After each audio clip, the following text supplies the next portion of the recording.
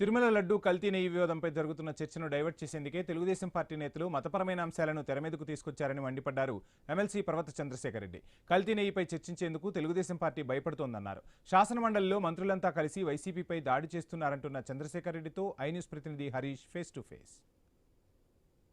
శాసనమండలిలో ఈరోజు జరిగినటువంటి టీటీడీ లడ్డు కల్తీకి సంబంధించినటువంటి అంశం మతపరమైనటువంటి రంగు పులుముకున్నటువంటి నేపథ్యంలో ఈరోజు జరిగినటువంటి సభలో వైఎస్ఆర్ కాంగ్రెస్ పార్టీకి సంబంధించినటువంటి సభ్యులు మొదటి నుంచి కూడా తీవ్రస్థాయిలో ఆందోళన వ్యక్తం చేశారు. ఈ వ్యవహారం మతపరమైనటువంటి అంశానికి వెళ్ళటం, అదే రకంగా అధికార ప్రతిపక్ష పార్టీలకు సంబంధించినటువంటి నేతల మధ్య వాగ్వివాదాలు చోటు చేసుకోవడం, చివరికి సభను శాసన మండలిని రేపుడికి వాయిదా వేసినటువంటి సిచ్యువేషన్. అయితే ఈ అంశానికి సంబంధించినంత వరకు కూడా భవిష్యత్ కార్యాచరణ ఎలా ఉండబోతుంది, ఇప్పటివరకు ఈరోజు జరిగినటువంటి సభలో వైసీపీ చేసినటువంటి కామెంట్స్ కు తెలుగుదేశం పార్టీకి సంబంధించినటువంటి సభ్యులు ఇచ్చినటువంటి రియాక్షన్ ఎలా ఉంది? మనతో మాట్లాడేందుకు ఎమ్మెల్సీ పర్వత చంద్రశేఖర్ రెడ్డి ఉన్నారు. సార్ చెప్పండి, ఎలా చూడాలి ఈ రోజు సభలో స్టార్టింగ్ మీరే చేసినటువంటి సిచ్యువేషన్ ఉంది, సభలో కల్తీ నెయ్యికి సంబంధించి మీరు ఇచ్చినటువంటి క్వశ్చన్ ఎలా ఉందో, అంటే టీడీపీకి సంబంధించినటువంటి సభ్యులు చేసినటువంటి కామెంట్స్ పైన మీ రియాక్షన్ ఎలా? గత 14 రోజుల నుంచి కూడా వైఎస్ఆర్సీపీ ఏదైతే ఈ కూటమి ప్రభుత్వం వీరు చేసినటువంటి అలిగేషన్ సుమారుగా 120 కోట్ల మంది బాధపడినారో, వాళ్ళ మనోభావాలు దెబ్బతిన్నాయో, దాని అందరికి సంబంధించి ఒక చర్చ జరగాలని చెప్పి పట్టుబడితే ఈ రోజు దాన్ని తీసుకురావడం కూడా జరిగింది. అది కూడా తప్పనిసరి పరిస్థితుల్లో ఎట్లా వైఎస్ఆర్సీపీ చేసినటువంటి పట్టు వదలకుండా చేసినటువంటి పోరాటానికి ఈ రోజు వారు తలగ్గాల్సి వచ్చింది. ఈ రోజు మేము అన్ని ఆధారాలతో సహా ఇక్కడ మీరు అందరూ కూడా ప్రజలందరూ కూడా చూడాల్సింది 2 విషయాలను చూడాలా.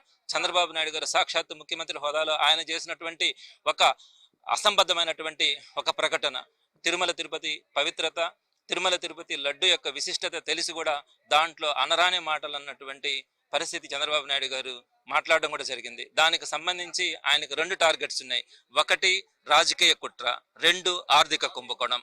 రాజకీయ కుట్ర అంటే జగన్మోహన్ రెడ్డి గారిని అడ్డం తొలగించుకొని తన కుమారుడికి పట్టాభిషేకం చేయాలన్న ఆలోచన. 2వది ఆర్థిక కుంభకోణం అంటే వారి యొక్క హెరిటేజ్ యూనిట్కి సంబంధించి ఆ హెరిటేజ్ యూనిట్కి లబ్ధి కలిగేలాగా ఆయన తీసుకున్నటువంటి కొన్ని డెసిషన్స్. ఈ 2 కోసం హిందువుల మనోభావాలు కానీ ఈ రాష్ట్ర పరువు ప్రతిష్టను కానీ మంటగలిపినటువంటి పరిస్థితి మనం చూస్తా ఉన్నాం. ఈ రోజు అన్ని సాక్ష్యాలతో సహా సుమారుగా సిబిఐ ఛార్జ్ షీట్స్ కానీ, అలానే టీటీడీ సంబంధించినటువంటి ప్రొసీడింగ్స్ కానీ, వారి యొక్క అన్ని రెజల్యూషన్ కాపీస్ను కూడా మేము తీసుకొని వచ్చి ఈ రోజు అక్కడ సభలో మాట్లాడడానికి ప్రయత్నించినప్పుడు అడుగడుగునా కూడా ప్రతి అర నిమిషానికి ఒకసారి పైకి లేచి మాట్లాడకుండా మంత్రులందరూ ఏకతాట మీద దాడి చేసినటువంటి పరిస్థితి, భౌతికంగా దాడి చేయడానికి ప్రయత్నం కూడా చేస్తున్నారు. అదేవిధంగా కులాలు మతాల మధ్య చిచ్చు పెట్టేలాగా మాట్లాడడానికి కూడా సాక్షాత్తు మంత్రి శాసన మండలిలో చేసినటువంటి తీరు ఈ రోజు సభ్య సమాజం సిగ్గుపడేలాగా చేసింది. తప్పకుండా కూడా వాటన్నిటిని కూడా ప్రజెంట్ చేయగలిగినాం. రాబోయే రోజుల్లో కూడా వీరు చేస్తున్నటువంటి ప్రతి దుర్మార్గాన్ని కానీ, వీరు డైవర్షన్ పాలిటిక్స్ లో భాగంగా ఎక్కడా కూడా ప్రజలకు ఇచ్చినటువంటి హామీలను మరిచి వారు డైవర్షన్ పాలిటిక్స్ లో భాగంగా కులాలు మతాలను తీసుకొస్తున్నటువంటి పరిస్థితిని తప్పకుండా కూడా ఎండగట్టడం జరుగుతుంది. ఈ రోజు వారు చేసిన దానికి వారు సిగ్గుపడాలా, సమాజం కూడా సిగ్గుపడే పరిస్థితి ఉంది. లడ్డూ పైన చర్చ, కల్తీ నెయ్యికి సంబంధించినటువంటి చర్చ శాసన మండలిలో జరగాల్సినటువంటి సిచ్యువేషన్. అయితే ఇప్పుడు మతాలకు సంబంధించినటువంటి అంశం రావడానికి ప్రధానమైనటువంటి కారణం ఏముంది, దీన్ని ఎలా చూస్తారు?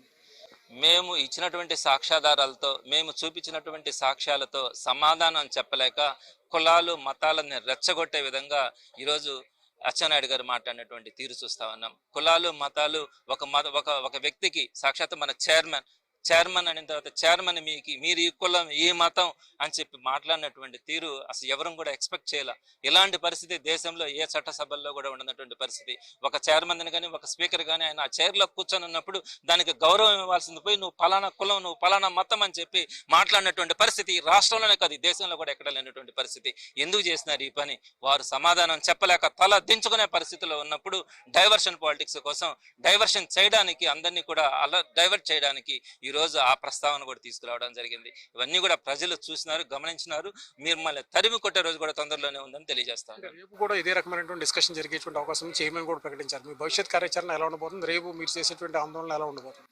సభ్యులందరూ కూడా కూర్చొని సాయంత్రం దీని గురించి మాట్లాడాల్సిన పరిస్థితి ఉంటుంది. శాసనమండలిలో జరిగినటువంటి లడ్డూపై డిస్కషన్ మతపరమైనటువంటి అంశాలకు వెళ్ళినటువంటి నేపథ్యంలో దీనిపై భవిష్యత్ కార్యాచరణ కంటే రేపు కూడా లడ్డూకు సంబంధించినటువంటి అంశంపై చర్చ జరిగేటువంటి అవకాశం ఉంది. కాబట్టి భవిష్యత్తులో కూడా ఈ రకమైనటువంటి ఆందోళనకు సంబంధించినటువంటి అంశాలు, అదేవిధంగా భక్తుల మనోభావాలకు సంబంధించినటువంటి ఇష్యూ ఉంది. కాబట్టి దీన్ని ప్రజల్లోకి తీసుకెళ్లేందుకు ప్రయత్నిస్తామని కూడా పర్వత చంద్రశేఖర్ రెడ్డి స్పష్టం చేస్తున్నారు.